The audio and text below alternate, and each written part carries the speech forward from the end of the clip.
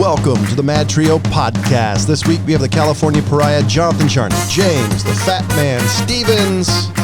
Hello. And the old guy. From the famous Rob Charney Show, I'm here today just to brighten your evening. So we have a great story about a Soviet cosmonaut, but first, a word from our sponsor.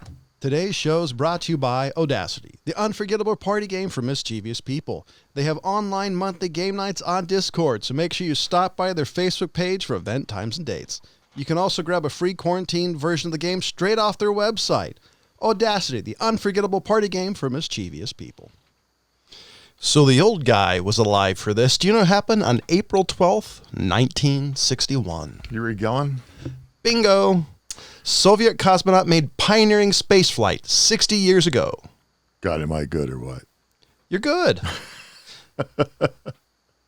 It helps that you were alive during the everybody loved space and outer space. It was an exciting everything. time. I was a little kid, but it was an exciting time for everybody. And I'm not so certain my parents were all as excited about it as I was, but it was, They didn't like the idea of the Russian menace in outer space. Well, you got to look back at that period of time and remember that how much of things we were facing, the whole Red Scare that was going on, the nuclear drills that we had to do as kids, ducking under our tables that would do any good. That's still my favorite. I've heard the songs over the years. Duck and cover. It's the real thing. I mean, it really happened, and I think everybody in my generation will probably tell you, yeah, they did it. And pretty weird how naive we really were as far as the ability to survive something like that. Had we even wanted to survive something like that. Don't forget about the bomb shelters that are basically just giant ovens if you got hit. It's interesting you bring that up. I was watching a show not too long ago talking about how many deserted bomb shelters there are, particularly in the LA area. A lot. Yeah. And how many people have forgotten about them? I mean, the original family's long gone. They've moved out. There's, and so, you bought this property and, you got a landscaper doing some work or something in your yard and he's plowing away and ding, ding, ding, ding, and it hits this door and they uncover this bomb shelter. Or even worse, some celebrity, there's doing that some celebrity, all of a sudden you hear the guy going, ah, thong. So, yeah, I mean, there's been time, they've opened them up. They're like time capsules. They go inside there and there's food from the 50s and all the old clothes and all this. It's an absolute time capsule. 2 TVs. I have to admit, it would be kind of cool finding one because now you can say this 3-bedroom house now has a 4th store granny flat. It's buried in the ground. It stays nice and cool. Has to be in those areas where the water tables aren't very high. I actually watched a YouTube video about this. Actually, and the guy discovered one in his backyard. And it was about him fixing it up, and there wasn't there wasn't a what do you call it, like a pump. Sub pump. There wasn't a sub pump. So part of it was him drilling this ancient concrete, which is, fairly hard after a while. And it was filled with asbestos. Probably. Oh, yeah, probably. Well, this one looked like it was a concrete, just straight concrete. I'm assuming it's reinforced, but you never know. And it was just kind of fun to watch, especially him with like a giant hammer and chisel. He couldn't find the door? Is that what the... I guess... why would you have to jackhammer into this tube? What I vaguely remember just for fun. I vaguely remember, I guess it was in his backyard or something, and it was all brick. Couldn't call a locksmith? I mean, come on. Well, this was for him making a sump pump, and it was... Okay, it was interesting. But crushed into the pilot's seat by heavy G-force, Soviet cosmonaut Yuri something or other saw flames outside his spacecraft, prepared to die. His voice broke the tense silence of the ground control. I'm burning. Goodbye, comrades. He didn't know that the blazing inferno he observed through a porthole was a cloud of plasma engulfed Vostok 1 during its re-entry into Earth's atmosphere, and he was still on track to return safely. Nobody bothered to tell him they actually put a heat shield in that thing. Can you imagine? I think it's Yuri Gagarin. Is that how you say it? Yeah. That's what it looks like. Yeah. I guess there's some different pronunciations of it, but that's good enough. I got to admit, the early space race people had balls, because it's like the people like Buzz Aldrin, they knew there was a chance it was a one-way ticket. I mean, that's pretty ballsy to say. So why not? Why do you think most of them were all test pilots? This true. was their day-to-day job. This is they true. never knew if they got in, if they were ever going to come back. It's just, A lot of them kind of just assume they never would. I mean, you're going out into space, and it's I mean. Well, if is your day-to-day job is the early years of space flight, I don't think I would ever want to be a part of. I mean, that's some freaky ass shit to really think about. And the Russian space race particularly had some iffy track record. Yeah, they lost a lot of people. There's been tales of the fact that we don't really know the total number of people they actually have lost in their space programs, but I don't know. Somebody's trying to open something. That's got to be James. Sounds like he's trying to open a box what are you doing, of James? Funyuns or something. Nothing. I'm listening to you guys talk. Yeah, you're doing something. It's all right. Here's one for Ryan. I'm setting up the bomb to send to Ryan. It's awfully crinkly. So here's one for Ryan. Zack Snyder's Justice League is so long, no one finished watching it. Well, so I actually saw somebody post that they watched the Snyder cut, and he finished it, and he said it was way better than the one that they released. So it answered a lot more questions. So do you think this would have been better? Because when they first said they're going to break it apart into like 4 1-hour sections or 2 2-hour sections, do you think it would have been better like that? Because 4 hours from one sitting, granted, even though it's on a medium that allows you to pause it and come back, still seems like a long time. No, I don't know. I'm not worried about it. I haven't watched it, but I don't think it would be very good if they broke it up. The original Justice League movie from 2017. I mean, was 2 hours long. This fairly average length for a blockbuster movie today. Now in 2021, we have Zack Snyder's Justice League. Its complete glory, the HBO Max released, clocks in at 4 hours and 2 minutes long, which is like Return of the King long, extended edition. Let's see. No movie could. Let's see. The data's come in. It seems like only 36% of the U.S. audience members of HBO Max finished the movie. In the United Kingdom, 48% of the audience stuck through watching the whole thing. That's amazing. Only 36%. Now, I would be curious to see how many of those people who would if they're Super Bowl fans, how many stuck through the whole some of the Super Bowls or some of these other. They usually drink during Super Bowls, so that's true. Yeah. What other movies are 4 hour in length? Well, I mean, there's the 10 Commandments, but there's an intermission built into it.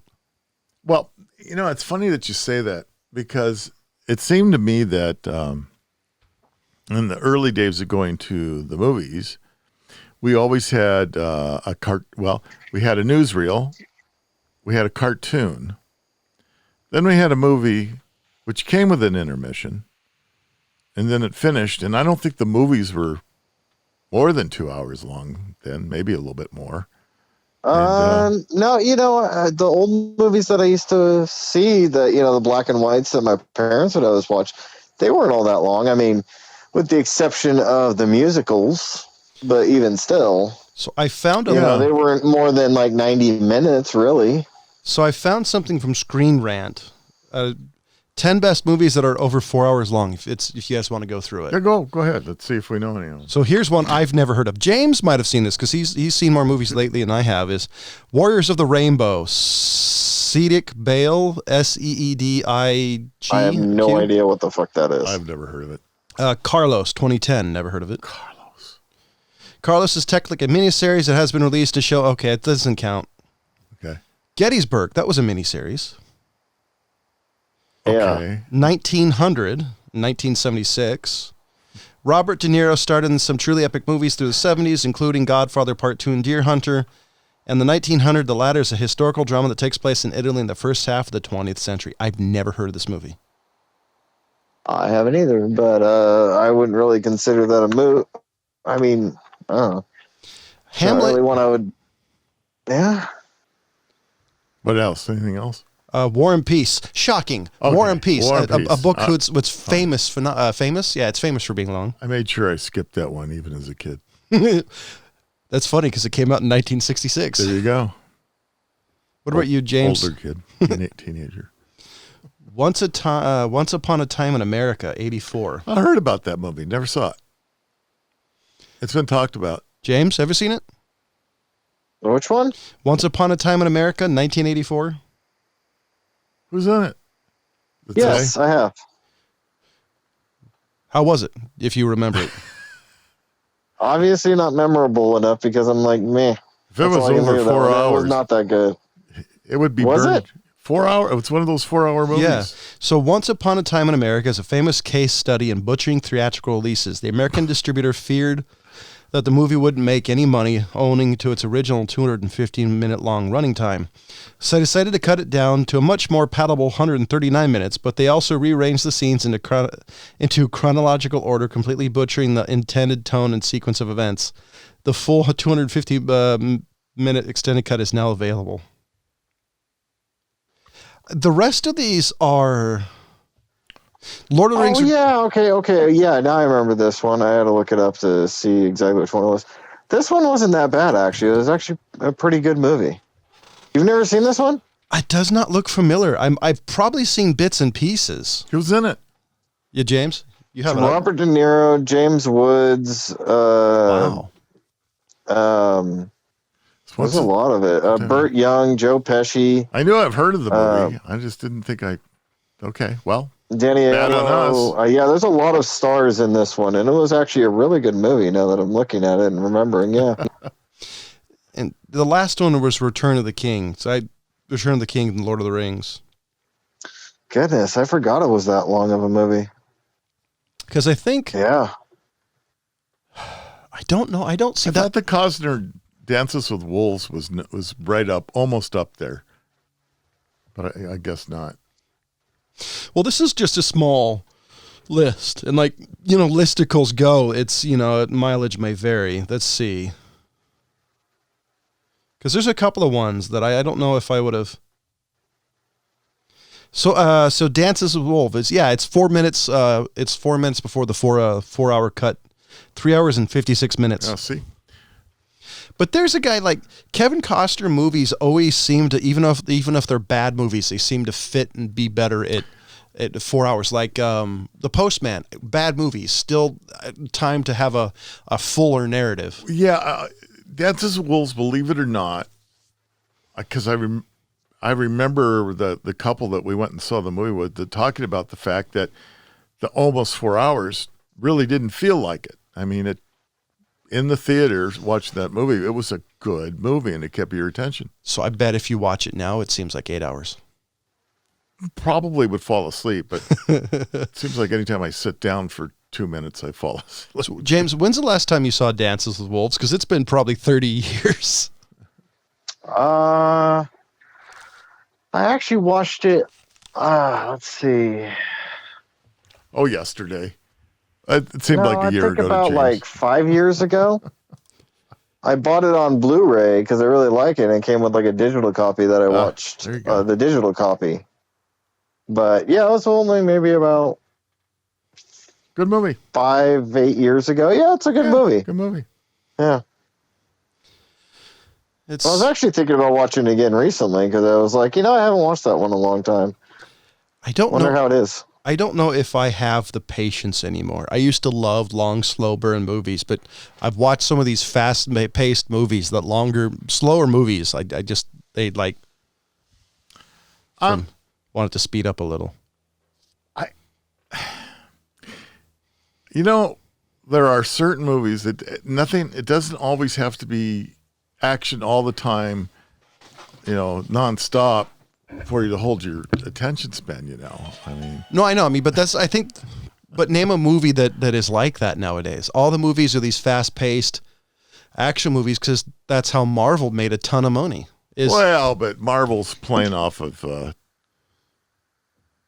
whole different thing. Yeah, but I think a lot of people taking. I mean, let's face it, their dialogue even for the new Falcon and the Winter Soldier, The dialogue is the world's greatest stuff. I mean, they're not known for. They're known for all the action. So, yeah. You know, it is what it is. Since we're talking about Hollywood, so I've got a question for you guys. So, how badass do you really think Steven Seagal is? Was or is? Well, he probably still is something. Is. Well, Just now. in general, like in his career. In real life, considering some of the stories I've heard about him, not very tough. Okay, so I wouldn't say that. Well, compared to other fighters, I mean, if you're going to compare like to me or John Leglizzamo. You got to remember how he grew up. The guy was a badass, dude, and he knew all the pressure points. He knew all the ways of. He'd lock you up in a heartbeat, and you'd be on the floor whimpering like a little me. Yes, but little girl. Ask Gene LaBelle. Me, of course. Yeah, I mean. So, John, did you ever want to see Under Siege 2: Dark Territory? I've seen it. Yeah. So, it's a hilarious movie. After that one, Steven Seagal had a $60 million deal That's an expensive for deal. 4 more films. For how many? 4. Okay, for four more films right. after Under Siege 2. Okay. Dark Territory. Anyways, well, the director had ties to the Gambino crime family. And he got a little pissed off about Steven Seagal breaking the deal and asked his buddies to go have a talk with Steven Seagal. Steven Seagal handed over at least $700,000 to these guys. And basically what happened, this is according to Steven Seagal, is they took him to a well-known mob restaurant and threatened him. And he just forked over the money. That makes him... I would say that makes him smart. I don't think that really makes him... I was going to say, I don't really think that makes him stupid. I think that makes him kind of smart. I mean, I don't care how bad your ass, you still can't beat a bullet going, Exactly. 230 grain bullet going 970 miles per hour. It'll still do a hell of a lot more than your little jiu-jitsu thing. I mean, if you had a bunch of mafia guys do a sit down on you and they're like, and you need to pay up, I think that's the smartest thing he would have done. He did, it wasn't jujitsu, it was Aikido. Yeah. And then he grew up with a different form of, anyway, it doesn't matter, right? The guy at one time was pretty good. The problem is, from what I've heard about everything, is he kind of believed his own publicity, right? Did you ever see, now, Rob, I'm going to ask you this question. Did you ever see the what was it? It's like a crime show that he did where he was going around basically pretending to be a cop with real cops. Yeah, I guess he really is a cop with some department. He's a captain or something. They made him anyway, he's a real cop. He's an honorary cop. I mean, come on. From what I hear, he did what he needed to do to actually become a sworn officer. So that's generally meaning doing something with some academy somehow. Just like Elvis was in the military. Whatever. Elvis was in the military. He actually went to boot camp and everything. Yes, but they weren't going to let him be. They were going to keep his ass in rear with a gear. But they didn't stop Jimmy Stewart. I don't think anybody liked Jimmy Stewart at that point. Oh, yeah, man. Nobody was a bigger star than Jimmy Stewart. I know. I'm just ask Liberty Vance. And he was a pilot of bombers. So anyway, who are we talking about? Back to Seagal. Seagal. So I don't know if you ever spent some time watching that show. It was times. Really annoying to me because of the fact that he's basically correcting these guys on their own policies. And I'm like, are you kidding me? Yeah. Like, why would you let this action movie star tell you how to do things? It was just kind of really annoying. I watched that series, and he was supposed to be in charge of training self-defense. And hand to hand. That was his thing. That's why he was supposed to be there doing that. And then I don't know. Somebody came out with a brilliant idea. Let's follow him around with it. Let's play the cops show. Let's follow him around. Yeah, it was annoying. It wasn't very good, and I don't think it lasted very long either. Oh, I don't think it lasted very long either. But I mean, I just remember watching the show, and these guys are like, "Oh, he's fantastic. He knows everything." I'm just like, "Oh dear God, guys." Well, you guys are buying into his own propaganda too. Yeah. And I mean, he fully did. If you give me enough zeros behind a contract, I'll say almost anything about anybody, depending on how much money you get. You know, those guys were just making their salary. But the other way of looking at it is, you know, if he wants to go in first, let him. Exactly. Right? I mean, you know, ego's not going to stop a bullet. I'm sorry. It's there's a couple of things that I would say recommend. Take a look at John Leglizzamo. He's a Latino comedian. Has a run-in with him. He did a movie with him in the movie in the 90s. What was the movie? It was about them on an airplane, and Steven Seagal was literally in this movie for a hiccup. He died in the beginning of the movie. And Leglizzamo has a comment about running into him where Steven Seagal, if I remember correctly, threw him against a wall and was, choking him type of thing. And then there's a look up with a story about him and Jean LaBelle. I'm trying to find a tidbit, but more or less, it's like Steven Seagal got choked out by Judo Jean LaBelle. He was famous for doing like the Bell lock. Look it up. I can't find enough of a thing that doesn't require me. It shows you the difference in attitude and brain power between him and like Chuck Norris, who again was another genuine badass, undefeated and loved by everybody. Yeah, and loved by everybody, and who has a great personality, is a very kind soul. He had an ego like anybody else in the movies and all that, but still, the point is, such a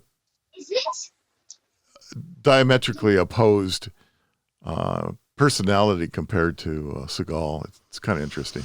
I am kind of curious, like how Seagal ended up with such a big damn ego. It's like Jean-Claude Van Damme. I mean, his movies were entertaining, but enough for him to get that much of an ego is like, yeah. Whatever happened to him? He still pops up every now and then. Like venereal disease. I don't know. I think part of it was, and I can't speak to this, but I guess some women thought he was kind of good looking, and he had some ways about him, I guess. And apparently, according to the people I've heard about on the Street Fighter movie, that was Raul Julia's last movie, he was coked out of his mind. I heard he had a substance abuse problem. I heard he still has the problem. To hear it. Yeah, you can only have it so long before you're not anymore. And I think he's still alive. So yeah. Well, I mean, look at Keith Richards. He had a substance abuse problem for 40 years. So but he did enough to pickle himself. So I mean, and he had to have his. If you guys ever want to see what helped him, look it up. How he got help. They basically removed his blood and was filtering it. It was pretty brutal to listen to. Yeah, poor guy. But anyway, he's still around.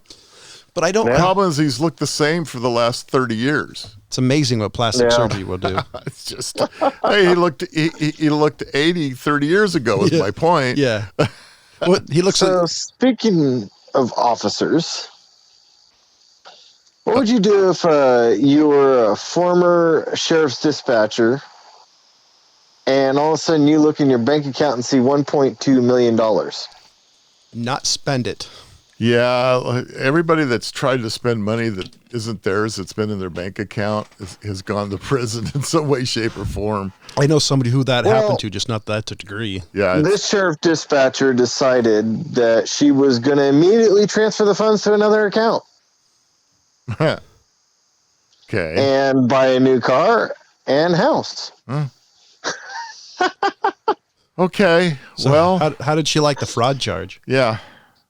Well, I'm sure she's locked up right there now at the moment because she was arrested with a $50,000 bond, and she doesn't have anyone to speak for her yet, so she doesn't have a lawyer. But yeah, that's a jeez. I'm not sure, and it doesn't matter if you're a police dispatcher, you're a cop, you're a bank teller, you're a postal worker, whatever. All of a sudden, this type of money pops into your account, and you go, "Look at that! I won the lottery!" And no, probably the best thing to do is call the bank and say, "I think there's a mistake." Yeah, So- unless you're a politician. I'm more curious about what happened to somebody who supposedly was trying to put $86 into her account. And Charles Schwab and Company employee tried to put $86 in her account and transferred $1.2 million into there. So I wonder what happened to them. Wow. well, I mean, anybody could make an accounting error. It's just a few decimal points, right? Yeah, just a couple zeros Hey. there. I made a simple mistake. I had a hiccup and my finger just kept hitting that zero. But The fact that the bank account the bank would have gone, something's funky here. That's it usually comes out pretty quickly. I mean, you can only hide that. So generally somebody misses the money after a day or two and go, we don't seem to have the funds we're supposed to have. that's a lot of zeros too. You think the bank would go, Charlie, what did you do? Yeah. But yeah, if I all of a sudden randomly see that amount of money in my account, I'm going to kind of freak out. I'm It's taking like a the picture. guy we talked about the guy when they started doing the stimulus checks who accidentally received a few million in his Yeah. from the National Treasury. He was smart enough not to spend it or transfer the funds. But, Good thing. yeah, you kind of look and all of a sudden, wait, 1.2 mil, what? I need to call somebody. Yeah. I would take a picture of it and share it to all my friends and Oh, go, yeah, that would be fun. I And mean, go- go ahead and do that. I would do that. I And mean, go- that'd be fun. Hey, look. Yes, Look at my stimulus check. it's like, if you don't hear from me from 10 to 20, you know why. But then, Yeah. it's the call to. Then the question is, who do you call? I would, Well, my it banker- usually tells you who transferred it, and you can also call your bank and find out where the funds came from. Yeah, your bank would be the so first that's call. where you start. It's like, okay, bank, I don't think that deposit's correct. because I'm sorry, sir. It's got to be correct. We never make a mistake, but honest to goodness, this way, it's got a No, few you zeros. just say, No, it's "Can impossible. I We get can't make that a mistake. in writing? Can I get that in writing? Yeah. You authorizing me to spend this money? Yeah, there's 3 zeros that my bank account has never seen and will ever see. Yeah, right. So it's like, I don't know. Matter of fact, those zeros are more than my grandfather and my father saw. So what rocker, 2 world famous rockers, and a vibrating bed have in common? Alice Cooper has I quite don't actually want to know. Yeah. Alice Cooper has quite the story to tell you when it comes to his first ever drug experience. The shock rocker found himself smoking weed on a vibrating bed with a group of roughly 8 people, one of them who happened to be the guitar god, Jimi Hendrix. Yeah. All right. Yeah, that'd be pretty cool. But I don't know. The way you described that, it was a little bit creepy. Yeah, well, I mean, I was trying for a little bit of something, but do you know how weird You that got would a little bit of something. you know how weird that would on your be, lip. being a young rocker or just being somebody, and next thing you know, you're smoking next to the Jimi Hendrix. Well, see, Yeah. when was you were, this before or after Jimi Hendrix died? That's a good. I'm assuming it was. hopefully it was before he died, and the point was, at the time, as good as Jimi Hendrix was, he wasn't the Hendrix that he became after his death. Hate to say that, Yeah. but yeah. True. that was the fact. And Hendrix was pretty cool. So. Yeah, I mean, look at was it George Harrison, and Ringo was famously saying look at Ringo, and Paul was saying that Ringo's not even the greatest drummer of the in the band.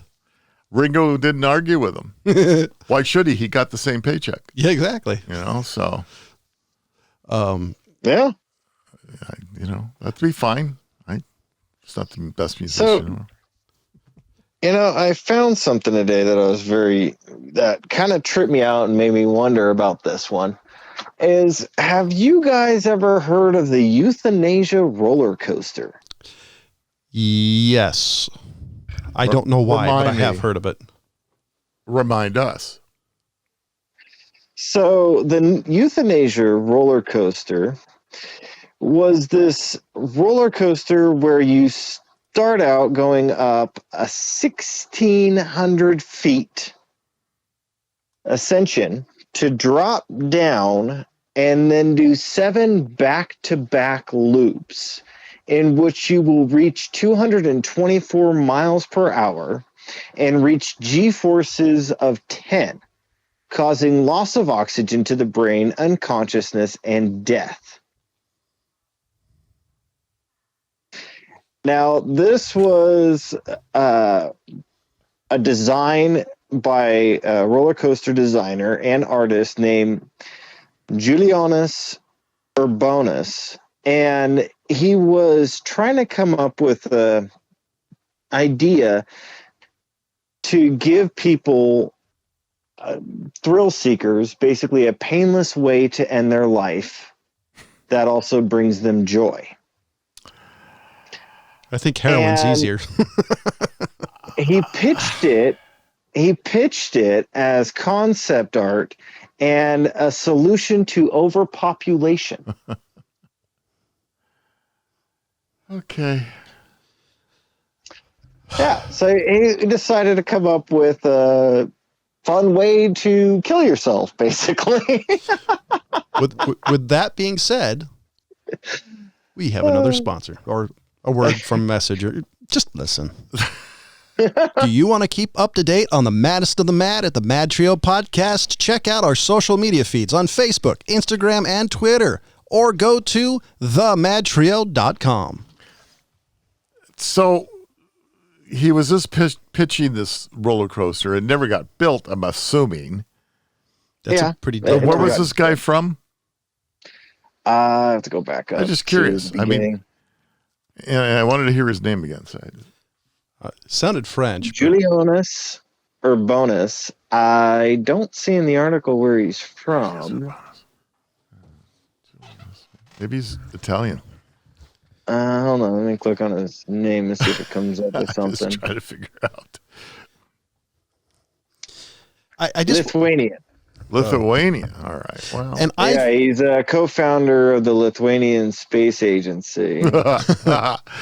Yeah, and he also builds rockets. He's a former director of the Soviet amusement park. So it might be in the Russia. Well, yeah, I don't see Russia Lithuania. saying no. Yeah. I've been accused of having a lot of free time, especially lately from certain people. I think this guy had more time on his hands than he needed. I'm not quite sure how this sounded. Well, if he was there under the Soviet era during Russia, he was just trying to figure out ways to get out. That's one way to get out. He's like, it's this or the gulag. It's your choice. Yeah, but like the Euthanasia Coaster kind of sounds familiar, but I was like, I don't know if I ever read up on it, but I'm surprised the movie wasn't made of it. It's interesting. It's an interesting Could've been concept. like, what's that movie? Tron? Right? Yeah. You know? And I was going to say, You got your 30th birthday, you got to ride the coaster. oh, no, you're thinking of something Run. Logan's Run. Yeah. Logan's Run. Logan's That's Run. it. Yeah, not Tron. Logan's I Run. was going to say Euthanasian Coaster sounds like a song, or some sort of band. And it would There you go. It'd be Youth Asian Coaster,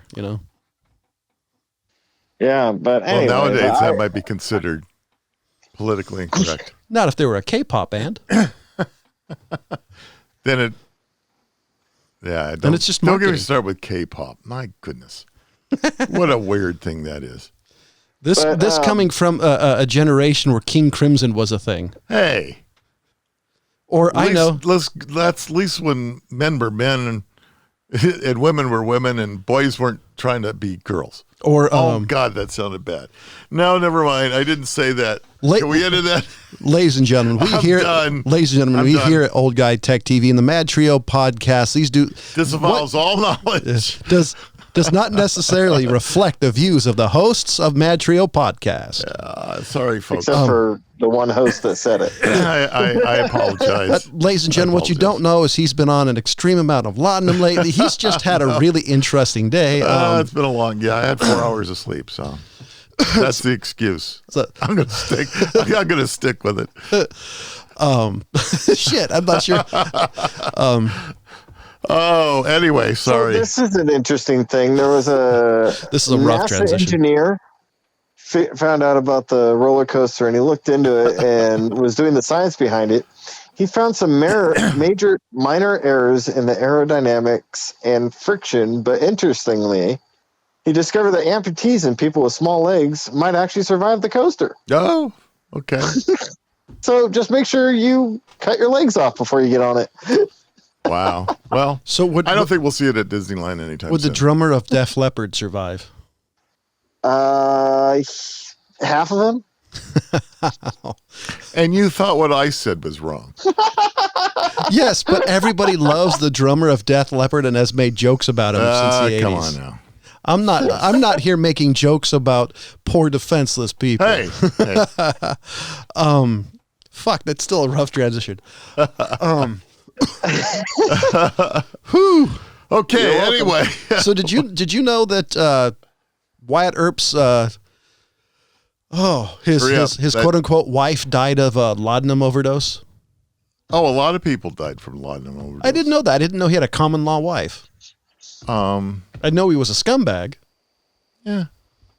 Everybody has their good points. I did know that. Laudanum was a very, that was the start of the opioid, shall we say, crisis. Their version of it, the Western version of it.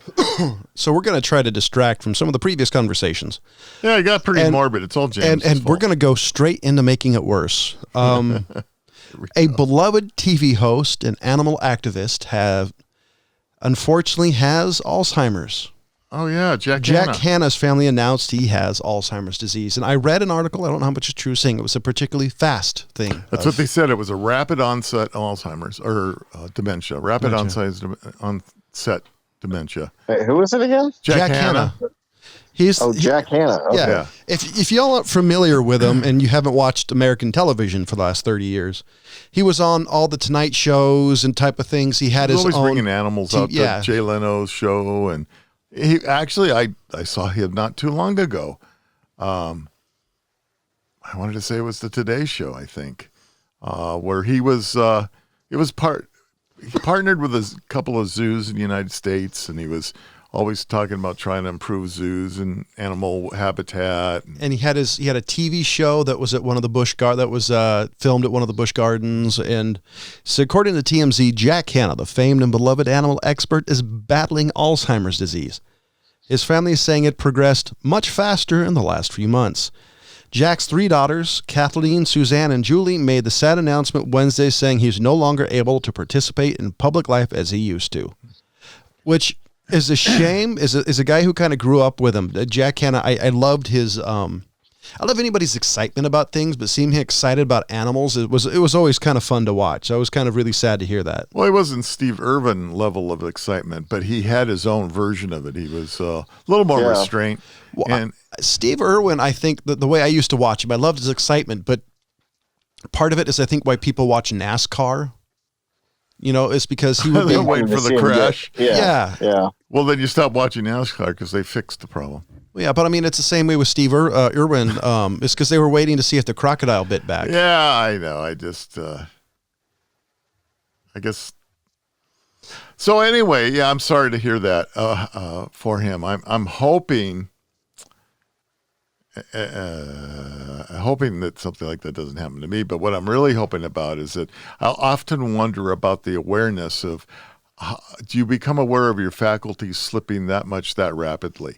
And if so, how does that affect you in the rest of your life? I have heard, and I don't know how much is true. I have heard that on the initial part of it, you realize something's different, and then the rest, I'm assuming you don't. Because that's what I've heard. So I've seen both. I've seen both the. it gets so bad to a certain point where they don't even know who they are or what they are, and then everything's roses. And then you get to there's others that it's just a deep depression and they hate everybody and it's just an awful ending. So I'm hoping for him that because his life was so grand and he got to do so many different things, that all those memories will be what he'll remember, and all the good times. So I went to a church that there was a gentleman there who had Alzheimer's, and his wife at the time said there's what do they call it, sunsets and something or else. There's days that are really good and days are really bad. And really good, by the way, is relative to the position they are in the decline. So what were you saying, Rob? It's not important. Come on. You started. And you interrupted. Yeah, man. I think the term was sunsetters, and That's it has to do with they're usually good in the early part of the morning to afternoon, and then it gets real bad towards the evenings. And that was the reason why it was called that. And anyway, that was my one moment of clarity. I'll go back into my fog. I've been in a fog all day today. Ooh. First making fun of a minority group, now this. Hey. Of course, coming from minority himself. But, hey, exactly. So he's a Jew, don't you know? Yeah, one more minority to another. Like that video you sent me the other day. I don't remember which video. Jeez. Oh, the ones I replied, I'm glad they're, hopefully none of those people took DNA tests because they might be cousins. Oh, it was the Jewish mafia. Yeah, I'm not going there. Oh. Too close to home. The Jewish mafia is incestuous? No, I just had the fact that I had family members that at some point in time may or may not have, I have no personal firsthand knowledge of, been involved. Anyway. Wow. If any other minority group, I mean, this is going to be there. That's right. I mean, if you hemmed and haw anymore, you'd have to start feeding you hay. Hey, isn't this Ramadan? I don't know. What's it called? I don't pay attention to that stuff. I barely even know when it's, Thanksgiving. He just knows when his days off are. Yeah, pretty much. So how much would you guys say would you have to spend to do whatever the hell you want at a theme park? How much would you have to spend to do whatever you wanted at a theme park? Yeah, so if they had a policy of, don't walk on the grass, and you spend a bunch of money and you just walk on the grass, how much do you think you would have to pay to do that? So you mean like these parks have fines? So if you're walking the grass, you get fined kicked out or asked never to come back. Oh, okay. I don't have a clue. A man was arrested after refusing a temperature screening at Disney Springs in Florida. And he said that he couldn't be kicked out or sent out because he spent $15,000 on this vacation. It's a private company. And they got rid of him and actually had him arrested because he decided to throw a fit about a temperature screening. I really hope they brought out one of the cartoon characters. Goofy said, "Come with me, please." Yeah, I was wondering if he got actually sent to Disney jail. Well, since we know that really exists, that would be funny. Especially you have one of the, what was it, Dale is sitting in the cell next to him. Why are you in there? Too much alcohol. I wouldn't let him stick a thermometer up my ass, I guess. I mean, the temperature screenings, all they do is just point a little gun at your forehead. People are weird, though. So no Chinese COVID test.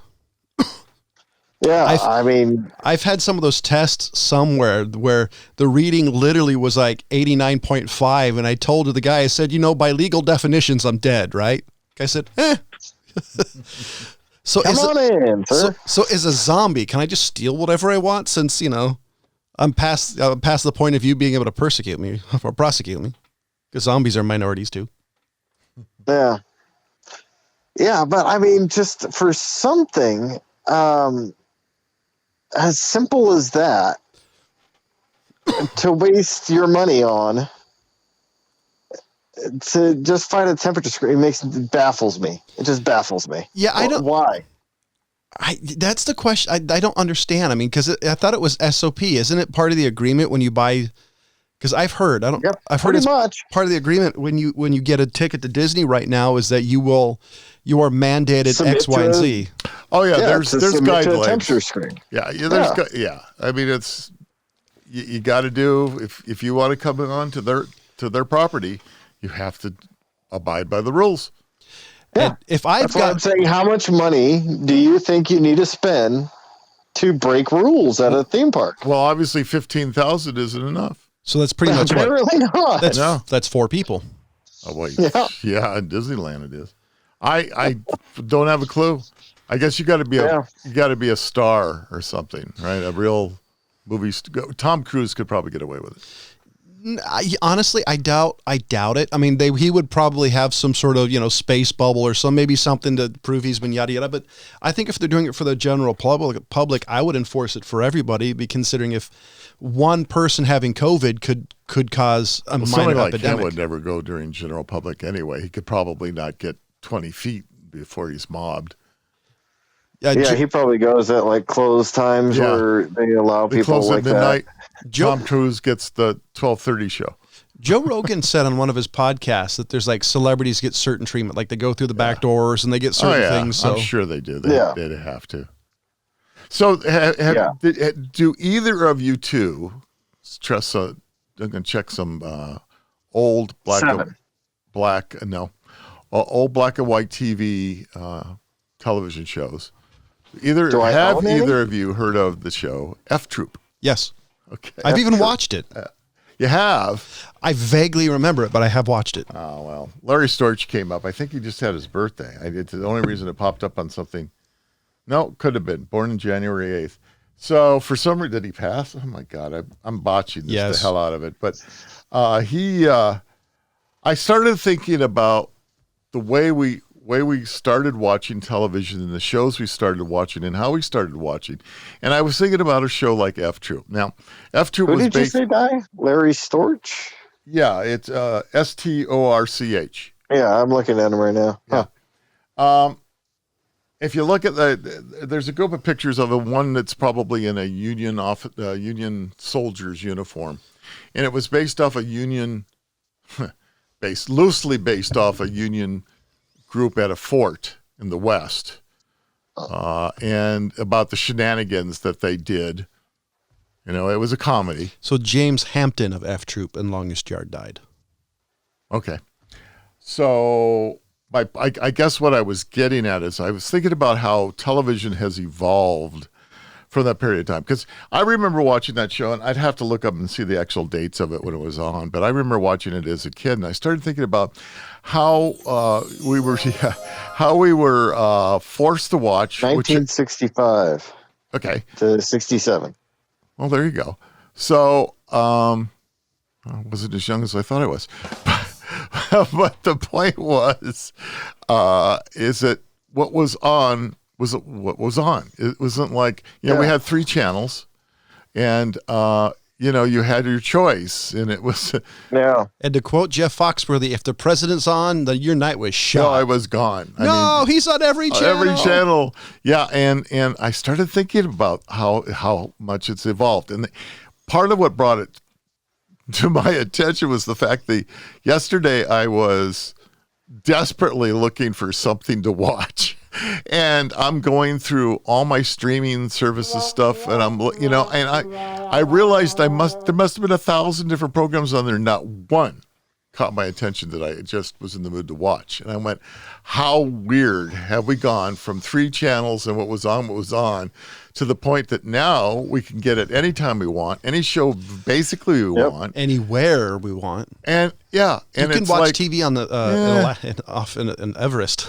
Yeah, I mean, it's like it's gotten bad. I think just telling me that the programming, the production, and the shows, the good ones are becoming far and few between. What would have been like the closest thing I could think of is radio back in its heyday when you had TV, there were only 3 channels, but radio, there was a myriad of options to listen to radio.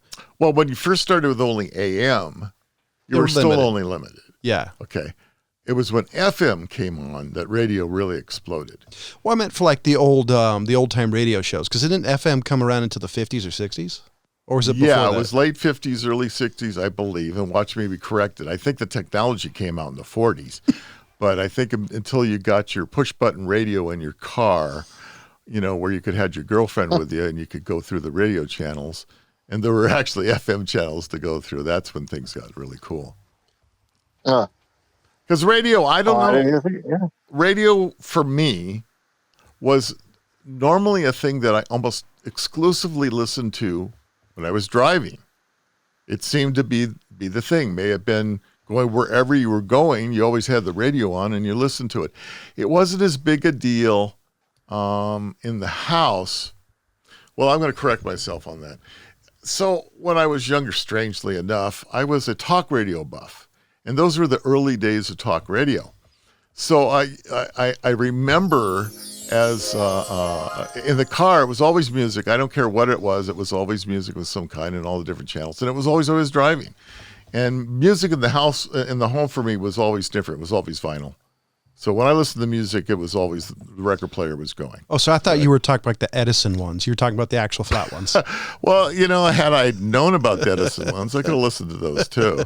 I'm going to smack you one. I'm not that old. But anyway, the point is that it was, in this all, I'm going to rewind this all the way back to my initial thought about how much there is to watch now compared to what there used to be, yet it still seems like there's nothing to watch. I give you that. I did a word. It just weird. It just struck me the other day. I just couldn't find anything. I end up just watching the same shows over and over and over again. That's one of the reasons I invested in my Plex server. Because anytime I look through Netflix, Hulu, Amazon Prime, nothing looked interesting, and I always watch the same thing. So I'm like, you know. Yeah, I know. Isn't that weird? I mean, you can go through and go, I don't like that. Seen that? No, this doesn't look good. I don't know. You know, it's just... And then for me, it's because I also have a very young kid, so I have to be very careful on what I watch because, not only do I not want to get those questions, like the guy who took his young son to see Deadpool, or I just don't want him to have nightmares. Yeah. Because, like, you know, I don't know, Star Wars is kind of scary to a kid. It can be, yeah. No, I understood. But it is interesting, the evolution, how much that's changed. And, you know, there's a correlation to radio first, because obviously it was out before television.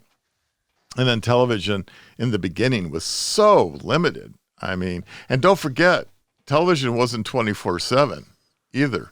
It was, you know, a lot of times. It went to snow, or what was the other one, the color bars when it got test pattern. Right. So test pattern at midnight, on, the end of the Tonight Show or whatever, that was it. And then you got they played the national anthem, and then test pattern came on, and it was boo for the rest of the time. So. My dad talks about a guy in Southern California who owned his own television tower, and he would play the piano at certain times. He would just take over his television station and just sit there and play music on his piano. That's interesting. And my dad said he used to watch it. It was, watch it or listen to it? Well, he would watch it and listen to it. So he actually broadcast his piano playing? Yeah, him playing the piano is what my dad used to say when he lived down in Orange County. I can't imagine what a camera back then would have cost.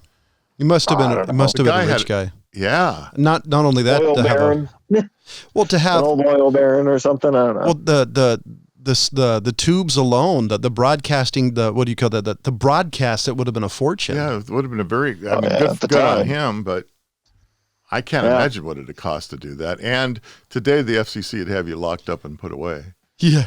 Oh, yeah. You'd be in jail for a very long time. Yeah.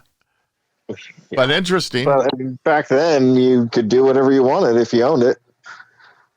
Yeah, I guess you were allowed to do a lot of things. I know we kind of last week we kind of touched on once the television got to midnight and they decided we're going to keep broadcasting, we got the equipment anyway, and it brought on all the creature features and late night stuff that all those guys got famous for. So it's kind of interesting the way things go.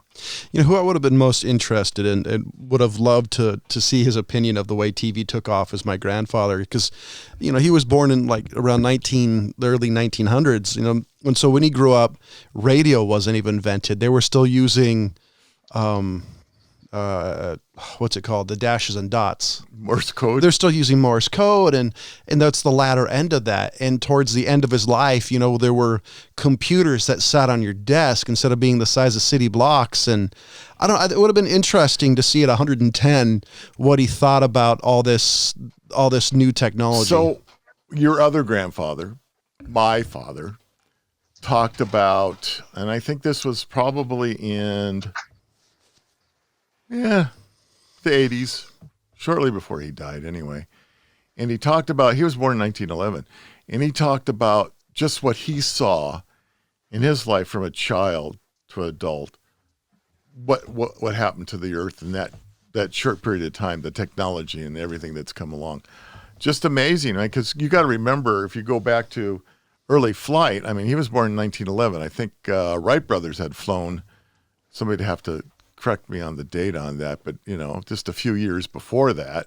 And so if you go to the period of time before he died, and here, you got 747s flying, the Concorde flying, men landing on the moon and coming back, and in the shuttle, and all, it was just, he talked about how the fact is how mind-blowing it is for that generation. December 17th, 1903, Wilbur and Orville Wright made the 4 brief flights at Kitty Hawk. Yeah, so, I mean, think about that. That is quite something. So we had taken, we could get into this history debate if we really wanted to get into it in some deep discussion, because if you go back on how long it took to just get to the Industrial Revolution, to the Iron Age, so it starts all back to, pre-metals, pre-Bronze Age, and then Bronze Age, and then how long it took to go from that period to the Industrial Revolution, hundreds and hundreds of years, and then we get so compressed into this time period that within a lifetime you see such extreme changes. It's mind-boggling. I saw this on the History Channel. It was aliens.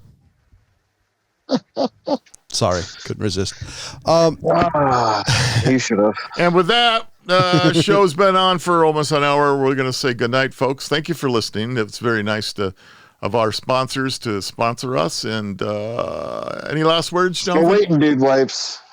Yeah, that's right. We didn't do we still haven't gotten, Dude Wipes hasn't called me yet, so we're still waiting on that. But Audacity, thank you very much for being a good sponsor. And on behalf of Jonathan Charney, James Stevens, and the old guy, Rob Charney, I wish you good night.